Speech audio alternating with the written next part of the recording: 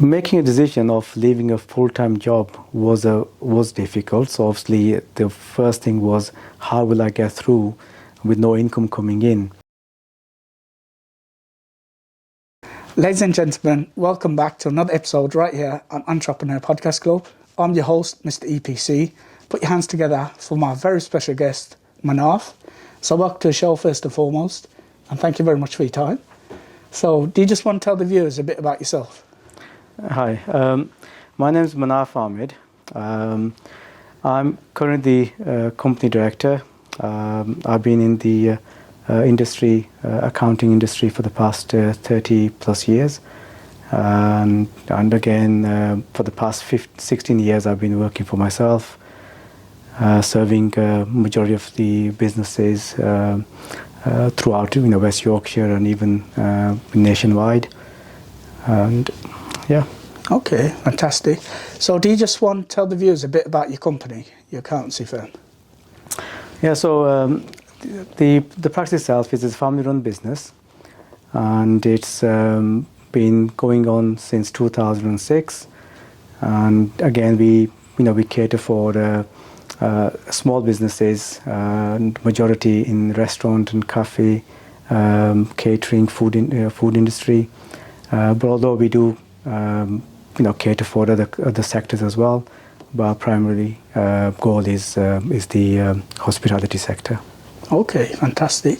So you said you started your company back in 2006. So what were you doing before that? So prior to that, I've been working. I've started working in the practice, small to medium sized practice, which was a chartered accountant in Leeds. From there, I gained my qualification, and then I moved to different practices, and eventually I went into the industry, worked for telecoms, housing associations, Yorkshire Water. So gained a lot of experience through organizations, and then from there on, I eventually went into setting up my own practice, because I thought that was the best route for myself, for my career. Absolutely. So in terms of your company, aside from accountancy, what other services do you offer? So we also provide in terms of support for the clients in business support, so to help them to better themselves in the business's process. So help them in terms of like marketing, how to run the business, how to price, how to engage with their customers, etc. So basically, give them a bit more of business support as opposed to just the accounting and tax side of it. So they can. So we are like a help support for our clients. Okay, fantastic. So do you also offer advice for your clients as well in terms of accountancy and marketing, etc.? Correct. Yes. So. We do offer tax planning advice, whether if someone's setting up overseas or in the UK, or if they're just venturing out, looking into self-employed or a business. So we do all the initial work for them, like business plans and etc. So just to make sure they're on the right track. Okay, fantastic. So all the links and descriptions for the MSF Finance accounting firm is shown in the description box below. So if you are looking for an accountant, please do check these guys out as well. So tell us a bit about your company structure. So it's myself as the main director of the company. Then I've got my two sons that work with me. One of them, obviously, he's doing his apprenticeship scheme, and he manages all the payroll, the pensions, and certain other aspects of for the clients. My second son is Akib. He's just started working for us for last year, and he's also looking into the client relationship. And then we've got a few more staff who deal with our main focus on client relationships, and then we have a tax specialist who can oversee for the clients HMRC inquiries, VATs, and any complicated requirements. Okay, fantastic. So how do you go about building effective relationships with your customers? So with our customers, we are there for them, and obviously they can easily access us. We like to obviously make sure that they feel comfortable. They can discuss all their matters, whether financial matters, with us, so we can then help them, and that also enables us to build a stronger relationship with the client.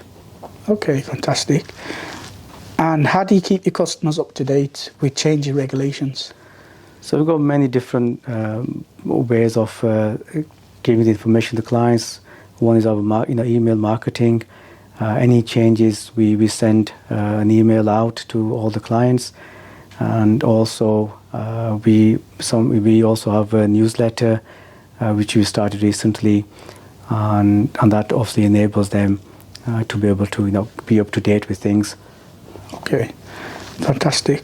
So tell us about the pros and cons of being self-employed versus employed. So the pros of being self-employed, the main things are having flexible lifestyle, and you can have creative freedom. In effectively means that you can do what you like. There's no restrictions for you, and earning potential, which is probably the biggest pro that individuals want to go into self-employment. The cons are you've got less employment rights, and such as benefits. It could be the annual leave, the sickness, the pensions, and other thing is the financial uncertainty. Being self-employed, you don't know what your income is going to be from today, tomorrow, the day after, and also the experience is essential when you are going into self-employed. Again, having the experience, it gives you a better position of making successful. Otherwise, sometimes you may lack and struggle. Okay, fantastic. So recently, have you seen a change in the market in the number of people who have gone down the self-employment route? So since the pandemic, there has been an increase in people setting up businesses, and that's primarily due to many redundancies, business not equipped with the pandemic, the financial impact. So a lot of people have gone into the route of setting up businesses themselves, or so it's been a plus side of increase in self-employments. Okay, fantastic. So going back to the change in regulations, how do you keep yourself informed of any change in regulations? So we have regular CPDs with our institutes. So and that's on a regular monthly basis, and also got in terms of subscriptions with tax tax publications. So we are well equipped in terms as to any changes, updates. So which makes sure that we can then provide that information back to the client. Okay, fantastic. So outside your company, what books do you read to increase your knowledge around accountancy?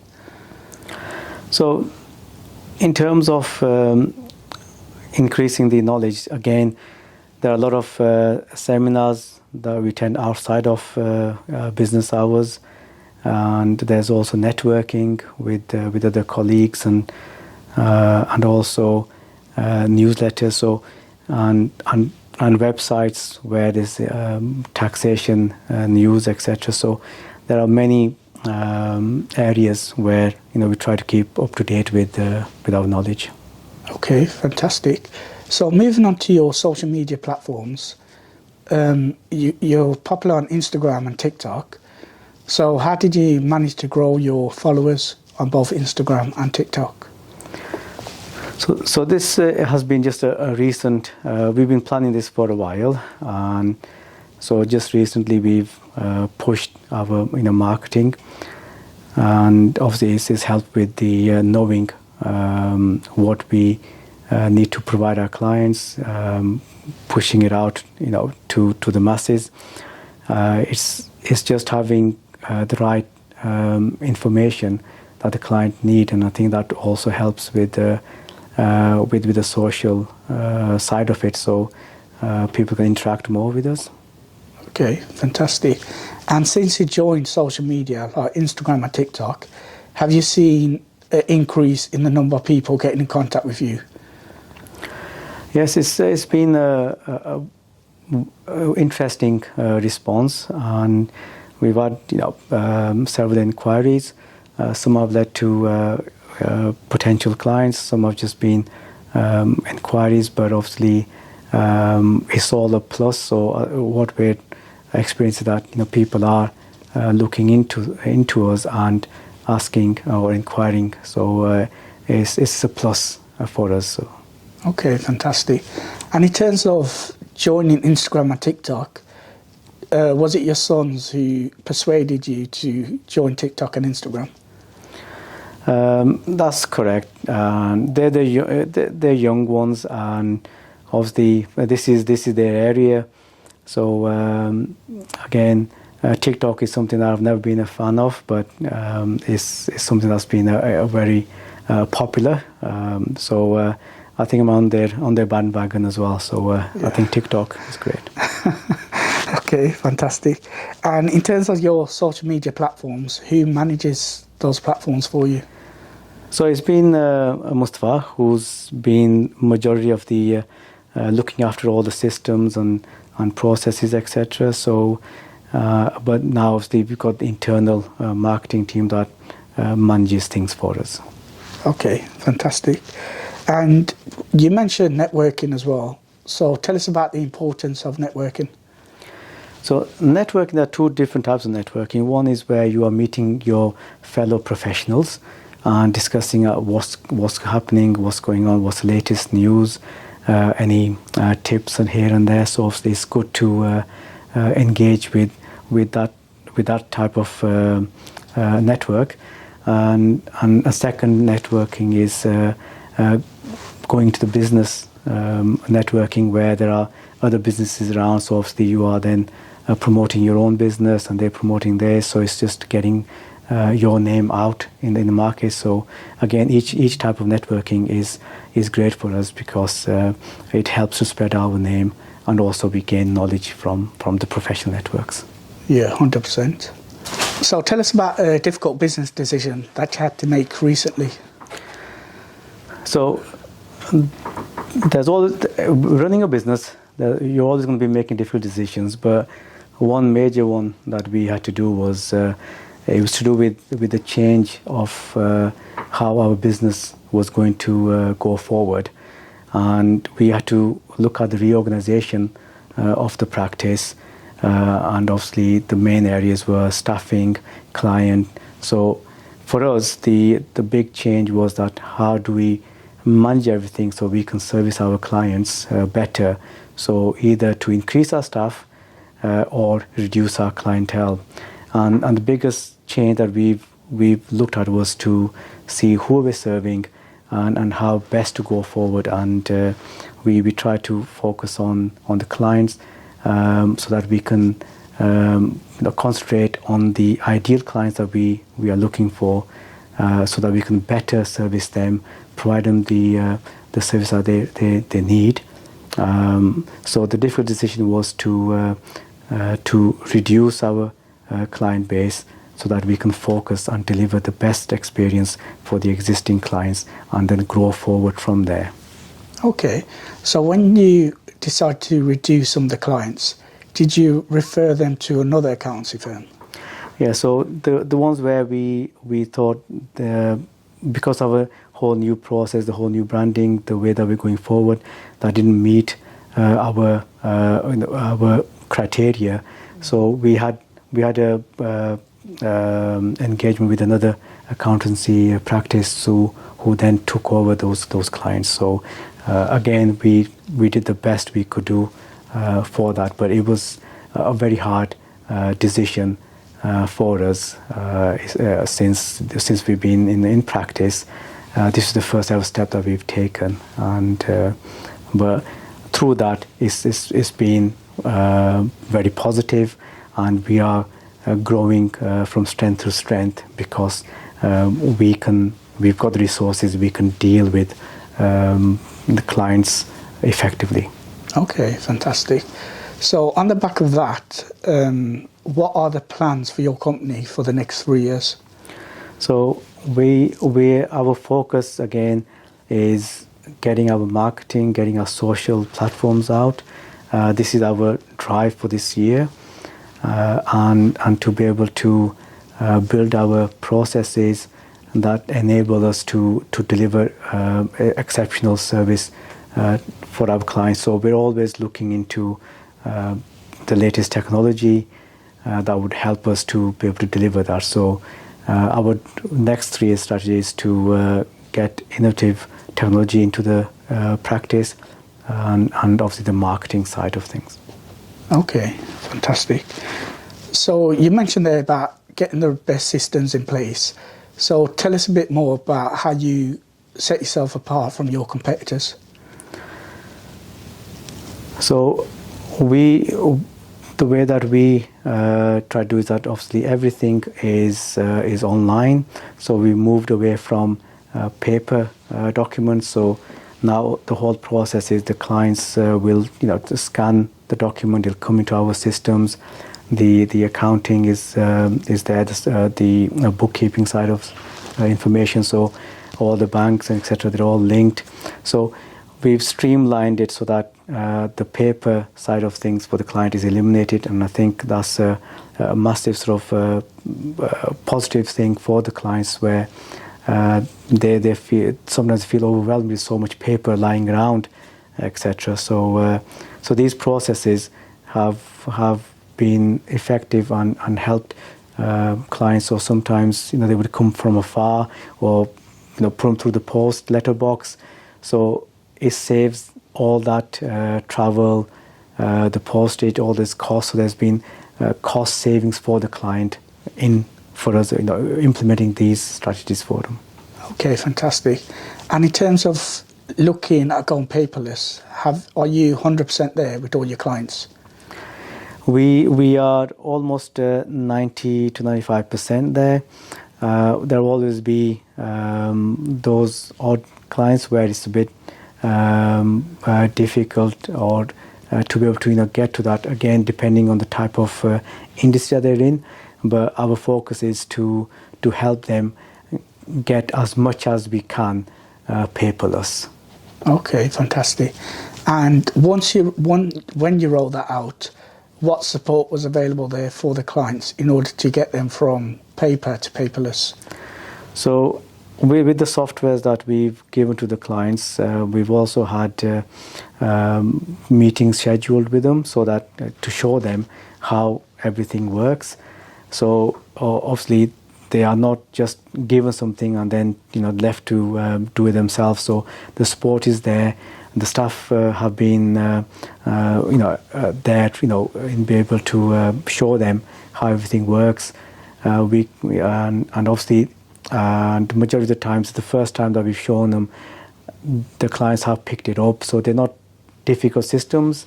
It's just getting around to it. But I think the first time around, the clients have really taken it, and they just love it now. Yeah. Okay, fantastic. So you said you opened your company back in 2006. So where do you get your entrepreneurship spirit from? So it's again working in the industries, working in the practice. So looking at what's happening, and I think the drive was to have flexibility. I think that was my main focus. So if that's entrepreneurship, as in terms of thinking, well, I want to be flexible, and I think that's the reason why I went into my own business. And then through there, it's just being day in, day out, you learn a lot of things. So you make mistakes, but you then obviously manage those mistakes and make them to positives. So it just comes to you when you are in business. So obviously there's always challenges that make you make difficult decisions. Okay, fantastic. So let's go back to 2006 when you first opened your company. So talk me through how you felt at the time, because you left the job and then going out yourself. Because in the first year of business, it's very difficult to go out there, open your own business, getting the clients. So talk us a bit about how you got your first client, how you felt when you left your job and opened up your own business. So making a decision of leaving a full-time job was difficult. So obviously the first thing was, how will I get through with no income coming in? And so again, I looked at what there was for me. So the first thing I did was I started doing contracting work, so which allowed me to give the flexibility but also give me security in income. And I did that for a period of time, which gave me the savings that I needed. And then I reduced my contracting work to 2 days to 3 days a week, so that I can focus on building my own practice and giving the time to the clients. So essentially, the contracting gave me the financial freedom to be able to have the backup of working capital to be able to go full scale into my practice. And in terms of getting my first client, this was all due to knowing people, friends, family. So again, it was knowing individuals and offering them the services. So at that time, I think anything was better than nothing. So because you won't get some money coming in. So for me, it was providing the client a service, and obviously there's nothing for me to prove to them. So again, doing something for them, which then essentially they valued that, and then they started obviously engaging with myself for the services, and that's how I got my first client. And then from there on, it just built up with going to people, going to businesses, going to knocking on the community, etc. So it was hard work because the practice was done by organic growth and not by buying a client base or buying an existing practice. So this is all organic growth clients. Absolutely, because back then social media wasn't that very popular. It's all like word of mouth and knocking on people's doors. So once you opened the company, how long was it after until you got your first client? I think I played it in a way where I knew what I was doing, and I needed to get something. So therefore, I already had some planning where I had some weekend clients while I was still working during the week. I would be doing the contracting work, and so I think that obviously allowed me to build on that, because what I had focused was that not every client needs you on the weekend; they need you during the week and all the time. So essentially, the first clients, they were my weekend work clients or evening clients. Okay, so back then, how did you keep a balanced work-life balance? So at that time when I started, I think the work-life balance was difficult because the first thing was you need to grow your business, you need to get the income coming in. That was the top priority, and you could be working 24/7. It was something that a lot of people said that obviously when you do go business on your own, it's not as the 9 to 5 job. So obviously you can't just stop at 5 o'clock after 5 o'clock. So the work-life balance initially in the first year was a difficult. I think it was a sacrifice between building the practice or enjoying yourself. But eventually, once the financial position of the company was better, it was then being able to balance things So you can decide what work you want to take, what not to do, etc. Okay, fantastic. And fast forward to today, how do you keep a work-life balance today? So now the main focus for me now is actually getting a better family life. So again, looking at from where I was to now, in the last 3 years, we have streamlined all our processes, gone all cloud-based, digitalized, majority of the processes. So it allows us to be able to work from anywhere. So it means that we're not strapped to our offices. So it just gives us much more flexibility and enjoy better lifestyle now than I did probably when I first started. Yeah, absolutely. So how do you go about building business connections? So again, it's networking. So going out to business networks, seeing people, going out for meals, socializing. So that's the best way of building a connection. So having a meal, a chat over a meal is the best thing that I think I had when I first started. So even today now, it's a perfect way of engaging people and yeah. So that's the best way. Okay, fantastic. So every day could be different. So talk us through a typical day for yourself. So yeah, obviously each day has its own challenges, and so just one of the days this week, which was on a Wednesday, we again, Mustafa's been in college. I come in normally about 9, half 9 into the office. Akib rolls in about 9:45, and then my admin, she comes about 10. So our office starts at 10. So each one rolls in at different times. And then we just look at what's the task for the day, and try to, obviously as a team, just to focus on things that we need to get through the day. And then each one's got their own action plans for that. And then obviously you can start getting the calls in, etc., from the clients, or asking for things. So again, sometimes I'll start with a task or something. Maybe I've got few things there, but it could be near to the end of the day where I've still got those tasks there because other things have come about that are more urgent.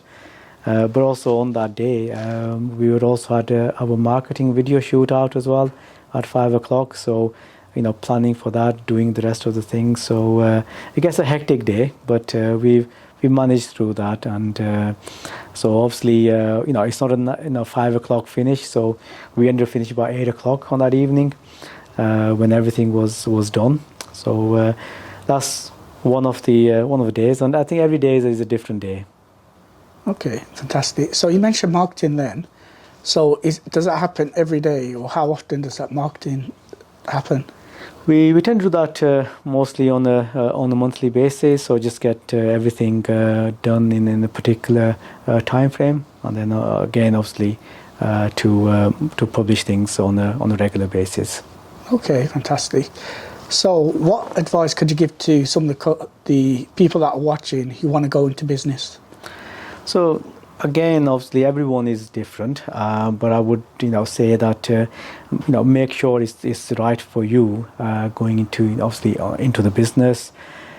Know your market, and then also make sure you do a business plan as to to what you want to get into.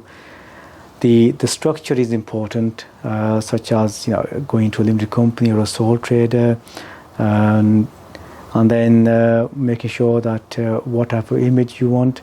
So again, starting off with the right sort of mindset is better. Then money is another factor. So make sure you've got enough financial backup, or you've thought things through, because it can be very challenging, financially difficult. Make sure obviously look at the premises. So sometimes you can start from home. So again, look at premises. Do you really need high cost premises? Other thing is look at your IT structure, and again, what's best for you, the type of business you're going into. And lastly, I would always say seek professional advice. And something, if you are very good with your numbers or you can probably do it, but I think majority may need help and support. So definitely seek a professional. Okay, fantastic. So let's go back to COVID, which happened a few years ago. So how did that affect your business? So COVID, when it actually happened, we were already in transitioning our systems into the cloud. So, and when the lockdown happened, so people couldn't come in, the distances. So we thought, okay, this could be really a huge sort of implication for us, especially getting the documents from the clients and stuff. But because we were already transitioning, I think it helped us to fast track that transition. So it wasn't a negative impact, it was actually positive for us because we could fast track where we were trying to head towards with our practice. So overall, the impact's been positive, but obviously on the side of the clients, we do feel that obviously some of the industries were harshly hit with the financial impact. So yes, obviously for our industry, it was about delivering and serving the clients so that they can still carry on with their business and get the support that they need. So it's for us it's been positive. Okay, fantastic. So currently there's a cost of living crisis at the moment. So as a business owner, how has this cost of living crisis affected you as a business owner? So as a business owner now, in the industry that we are in, generally the pricing of services has always been the same for many years, and due to the impact of all the rest of the things increasing, then what's also is happening is that obviously your whole business is incurring much higher costs, and you can't then survive. So the living crisis has made us to be able to get our services, the fees and everything in line with what's happening to be able to survive. And I think that's not generally in our side of business, that's in overall broadly with every sector. To survive in this, you've got to and had to unfortunately increase your pricing to be able to be there in the market. Otherwise, the business would not survive, and that's what's happened to many businesses where they've had to close the doors because the cost of such as the light and heat and the rest of things have really impacted on a lot of the businesses. Okay. And that is it, ladies and gentlemen, for this podcast. I've been your host, Mr. EPC. Big shout out to Manaf for coming through for the podcast. All links to Manaf's business are shown in the description box below. So please do check that out.